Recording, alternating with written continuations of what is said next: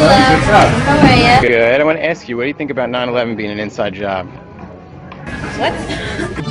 On the morning of September 11th, 2001, 19 men armed with box cutters directed by a man on dialysis in a cave fortress halfway around the world using a satellite phone and a laptop directed the most sophisticated penetration of the most heavily defended airspace in the world, overpowering the passengers and the military combat-trained pilots on 4 commercial aircraft before flying those planes wildly off course for over an hour without being molested by a single fighter interceptor. What? These 19 hijackers, devout religious fundamentalists who like to drink alcohol, snort cocaine, and live with pink-haired strippers, managed to knock down 3 buildings with 2 planes in New York, while in Washington a pilot who couldn't handle a single-engine Cessna was able to fly a 757 in an 8,000-foot descending 270-degree corkscrew turn to come exactly level with the ground, hitting the Pentagon in the budget analyst office where DoD staffers were working on the mystery of the $2.3 trillion that Defense Secretary Donald Rumsfeld had announced missing from the Pentagon's coffers in a press conference the day before, on September 10th, 2001. What? Luckily, the news anchors knew who did it within minutes. Osama bin Laden. The pundits knew within hours. Osama bin Laden. The administration knew within the day. Terrorists who committed these acts and those who harbored them. And the evidence literally fell into the FBI's lap. That a hijacker's passport was found blocks from the World Trade Center crash site, if you can believe that. But for some reason, a bunch of crazy conspiracy theorists demanded an investigation into the greatest attack on American soil in history. That investigation was delayed, underfunded, set up to fail, a conflict of interest, and a cover-up from start to finish. It was based on testimony extracted through torture, the records of which were destroyed.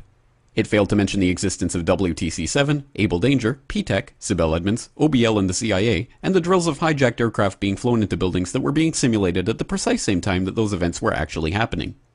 It was lied to by the Pentagon, the CIA, the Bush administration, and as for Bush and Cheney, well, no one knows what they told it because they testified in secret, off the record, not under oath, and behind closed doors. It didn't bother to look at who funded the attacks because that question is ultimately of little practical significance. Still, the 9/11 Commission did brilliantly answering all of the questions the public had, except most of the victims' family members' questions, and pinned blame on all the people responsible, although no one so much as lost their job, determining the attacks were failure of imagination. Because Nobody in our government, at least, and I don't think the prior government that could envision flying airplanes into buildings. Except the Pentagon, FEMA, NORAD, and the NRO. What? The DIA destroyed 2.5 terabytes of data on Able Danger, but that's okay because it probably wasn't important. The SEC destroyed their records on the investigation into the insider trading before the attacks, but that's okay because destroying the records of the largest investigation in SEC history is just part of routine record keeping. NIST has classified the data that they used for their model of WTC-7's collapse, but that's okay because knowing how they made their model of the collapse would jeopardize public safety. What? The FBI has argued that all material related to their investigation of 9/11 should be kept secret from the public, but that's okay because the FBI probably has nothing to hide. This man never existed, nor is anything he had to say worthy of your attention, and if you say otherwise, you are a paranoid conspiracy theorist and deserve to be shunned by all of humanity. Likewise him, and her, and her, and her, and him. Osama bin Laden lived in a cave fortress in the hills of Afghanistan, but somehow got away. Then he was hiding out in Tora Bora, but somehow got away. Then he lived in Abbottabad for years, taunting the most comprehensive intelligence dragnet employing the most sophisticated technology in the history of the world for a decade, releasing video after video with complete impunity and getting younger and younger as he did so, before finally being found in a daring SEAL team raid which wasn't recorded on video, in which he didn't resist or use his wife as a human shield, and in which these crack special forces operatives panicked and killed this unarmed man, supposedly the best source of intelligence about those dastardly terrorists on the entire planet. Then they dumped his body in the ocean before telling anyone about it. Then a couple dozen of that team's members died in a helicopter crash in Afghanistan. What? This is the story of 9/11, brought to you by the media which told you the hard truths about... His head could be seen to move violently forward. And... They took the babies out of the incubators. And... Mobile production facilities. And... The rescue of Jessica Lynch. If you have any questions about this story, you are a batshit, paranoid, tinfoil, dog-abusing baby hater and will be reviled by everyone.